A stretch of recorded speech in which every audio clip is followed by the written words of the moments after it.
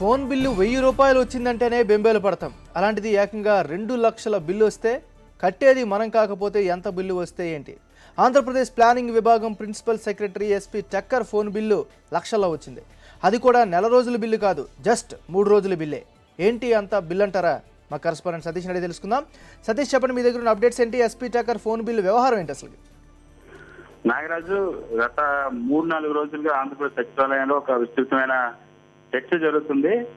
చంద్రబాబు ఇటీవల కాలంలో తన మొత్తం బృందంతో కలిసి 19 మంది బృందంతో కలిసి సింగపూర్, జపాన్ పర్యటనకు వెళ్లిన సంగతి మనకు తెలిసింది. ఈ పర్యటనలో గత నెల 12, 13, 14 తేదీల్లో సింగపూర్ టీం వెళ్లేటప్పుడు సింగపూర్ బృందంలో ఆంధ్రప్రదేశ్ ప్రణాళిక విభాగానికి సంబంధించిన క్యాపిటల్ డిజైన్ కి సంబంధించిన ముఖ్య అధికారి కావడంతో ప్లానింగ్ డిపార్ట్మెంట్ ప్రిన్సిపల్ సెక్రటరీ టక్కర్ ను కూడా తీసుకెళ్లారు. అయితే టక్కర్ కి సంబంధించి ఒక సమాచార సేకరణకు కానీ ఇతర అంశాలకు సంబంధించి ఒక నెట్ వినియోగం అనేది అందరూ వినియోగిస్తారు. సాధారణంగా అందరికీ కూడా సీఎంతో సహా అందరు అధికారులు, ఇతర మంత్రులు అందరూ మొబైల్స్ లో ఉన్న డేటా కానీ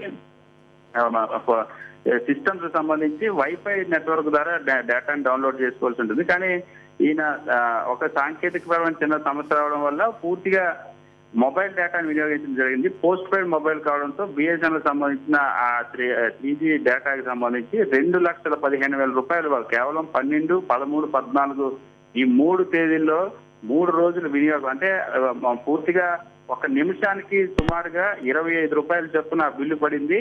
చాలా ఎక్కువ నిమిషాలు వినియోగించడం వల్ల 2,15,000 రూపాయలు బిల్లు వచ్చింది. తిరిగి వచ్చిన తర్వాత ఒక్కసారిగా ఏ చేయాలో పాల్పోని పరిస్థితి. జపాన్ పర్యటన వెళ్లేసరికి మళ్ళీ సరి చేసుకోవాల్సి వచ్చింది. టక్కర్ పూర్తిగా పోస్ట్ పెయిడ్ ఫోన్ వినియోగించడం మానేసి ప్రీపెయిడ్ కొత్త కనెక్షన్ తీసుకోవాల్సి వచ్చింది. అయితే బిల్లు చెల్లింపు అనేది ఖచ్చితంగా ఇది సింగపూర్ పర్యటనకు వెళ్లారు కనుక, అది రాష్ట్ర ప్రభుత్వం తరపున వెళ్లారు కనుక ఖచ్చితంగా ఆ వినియోగానికి సంబంధించిన బిల్లు రాష్ట్ర ప్రభుత్వం మీదే పడనుంది. ప్రస్తుతానికి మాత్రం ప్రణాళిక విభాగానికి సంబంధించిన టక్కర్ సంబంధించిన సిబ్బంది ప్రతిరోజు విడతల ఇన్స్టాల్మెంట్ లో అమౌంట్ చెల్లిస్తున్నట్టు మనకు తెలుస్తుంది. మొత్తానికి ఆఫీసర్లు, అధికారులందరిలో కూడా ఒక విస్తృతమైన చర్చ జరుగుతుంది. చాలా ఆసక్తికరమైన చర్చ జరుగుతుంది. కేవలం 3 రోజుల్లో 2,15,000 రూపాయల మొబైల్ డేటా బిల్లు రావడం అనేది అందరినీ ఆశ్చర్యానికి గురి చేస్తుంది. నాగరాజు, ఇదే ఆ తర్వాత మొత్తం అధికారులంతా కూడా నెక్స్ట్ జపాన్ టూర్ వెళ్లేసరికి పూర్తిగా ఎఫెక్ట్ అయ్యారు.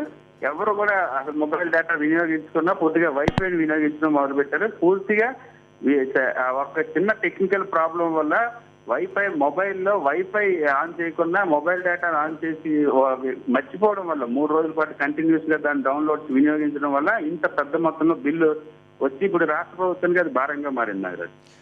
థ్యాంక్ యూ సతీష్, అప్డేట్స్ అందించినందుకు.